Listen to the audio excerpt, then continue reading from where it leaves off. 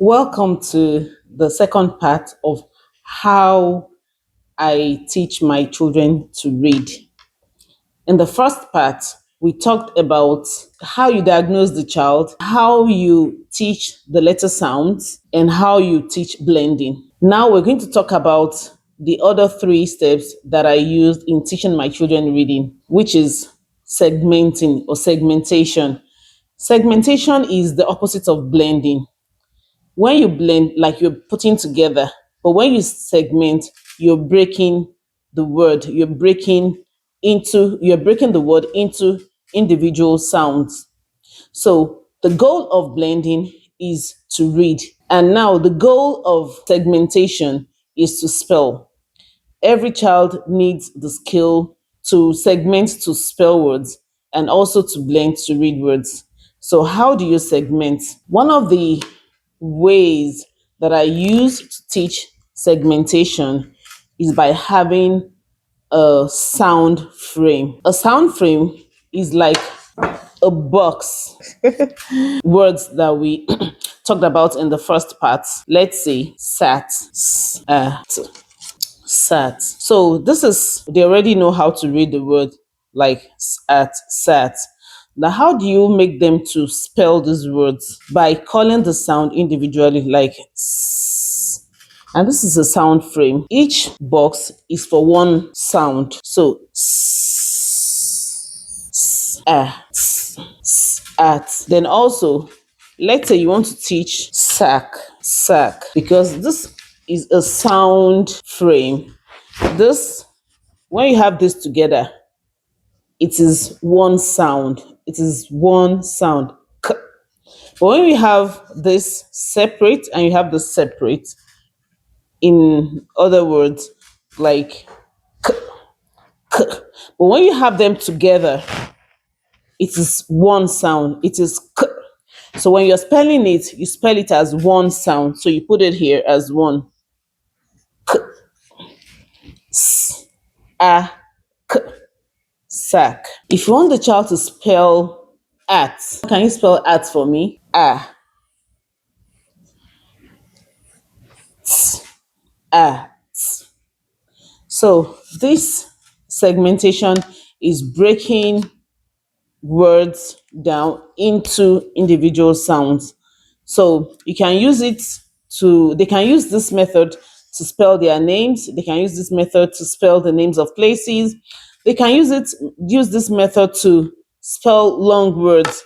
Let's say you want a child to write laptop, for example, like laptop. So breaking it down, they can start by, you can provide this sound frame for the child to break down the word. Like, can you write laptop for me? So the child will start by sounding out, like breaking down, segmenting the sound, like l, l, a, l, a, l, a, p, l, a, p, l, a, p, laptop, l, a, p, t, t, o, p, l, a, p, t, o, p. This is segmentation and this is blending. So you blend to read, you segment to spell. So you can have the child practice segmentation with their names, with names of places, so many things. So to make them practice spelling by segmenting words. Let's say net. Net. You want a child to spell net. Net. E,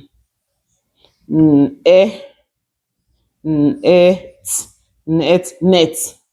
So they practice this segmentation by breaking down words, different words. And also you can practice segmentation with a game using, let's say, robots.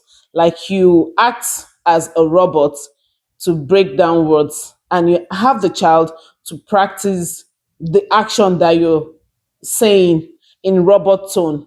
So the robot tone is like segmenting. For example, you want everybody now. everyone, st, and up. Then you have all of them, rise and stand up. Now, everybody, tell me your a. They know that you're asking for their names. You can play games with segmentation, practicing segmenting of different words, places, names of objects, names of places, days of the week, month of the year, and so on and so forth. After teaching segmentation, what I do next to teach my children to read is I teach my children the tricky words. What are tricky words? What do you mean by tricky words? Tricky, like as the name implies, these words are not decodable. They don't really follow the rule of phonics in terms of decoding sounds like a, b, k, these are decodable words like ab, at, ab, cab, cat, rat, red, beg, mug. These are decodable words. But there are some words that are not decodable. There are quite a number of them that are like high frequency words that they tend to use every day. They say it every time. But these words are not decodable. So they are categorized as tricky words. So, for example, I can make a word like is a word. I as a word, not as a letter or as a sound, like as a word. Like I am Mujibat. I am Akorede. I am from Nigeria. So I as a word, at that early stage, it is a tricky word. So teaching the letter I as a word. So when they want to read the word, they read it as I, not as A. Okay? At that early stage, another word is go, no, no, I don't want that. No, it's not mine. No, thank you. So, no is a tricky word, or into. So, at early stage, you group some tricky words, you teach some basic tricky words for them. There are so many programs that reading programs that have organized these tricky words based on their level of difficulty. So at initial stage, we teach I as the first one. I. So this one, the I as a word lives by the name of the letter I. So when you want to read this, you just call it I. It is not decodable. You have to explain to them.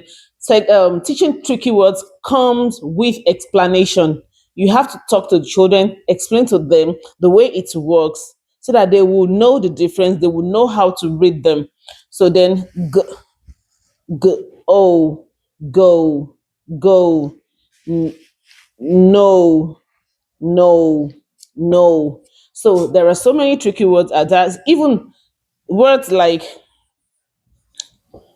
we, because at that early stage we thought that the letter E makes the sound as in egg or elephant, but here it is E, we, as in me, as in he.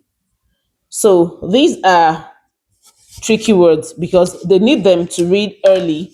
So once you introduce this tricky words to them, you introduce them few at a time. So let's say you introduce I as a word to them. With this, they can read I sat, I sat, ate, I sit, I sat. The first five or four sounds are s, t, e. From these sounds, they already know these words. So you can use this I as a tricky word.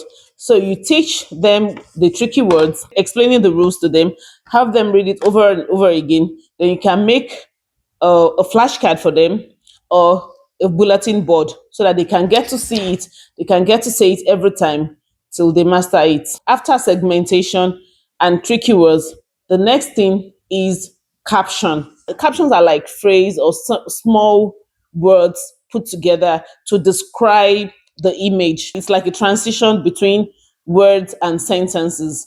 So they have words, they have mastered some words, and they have sentences which is like long words together.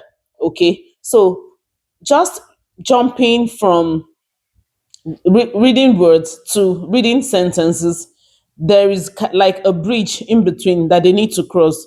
And this is where we have the caption, bringing together words that they have learned. You can have a picture of pots and pans together and have the child to read it, like pots and pans.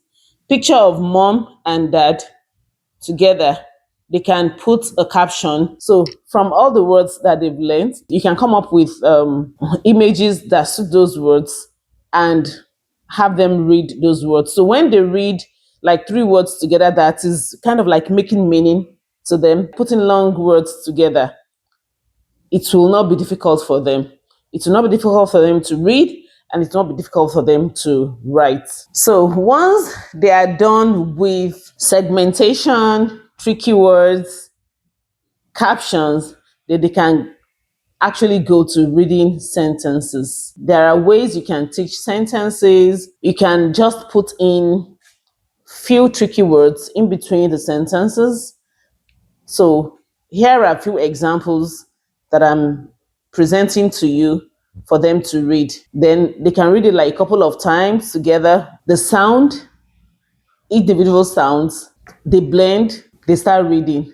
So then you now create maybe like stories for them to read. There are level readers that are made of decodable words. Once you're able to follow all the steps I've given you, let them read over and over again. Like in Nigeria, we have what we call Queen Primer 1 and 2. Once I'm able to have my children go through all these steps, then in fact, before they even finished the first stage that I told you, like learning the individual sounds, blending, they would have completed Queen Primer 1. And by the time they move on to the next stage, they're already covering Queen Primer 2. So there are other sounds too, like digraph, trigraph, and all of that. So this, like, let's say we have this is A.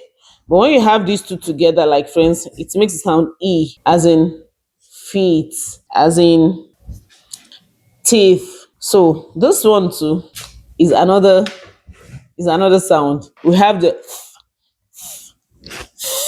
as in thumb. Then we have the as in that. Then also we have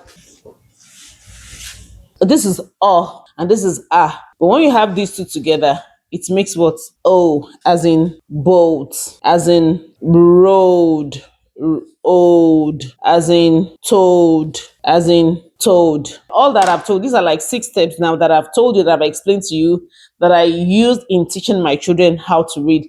Once you're able to achieve that, my dear educators, you'll be confident to support your children to read. You'll be thankful forever. And of course, their parents will be thankful too. So you only need to continue practicing the skills, teaching the individual sounds, teaching the sound letter relationship, then blending the sounds. After blending, you teach segmentation, then you teach the caption, tricky words, sentences. Then children start reading stories. Before you know it, pick big books and they'll start reading them. I remain yours, Mujibata Korede. Bye for now.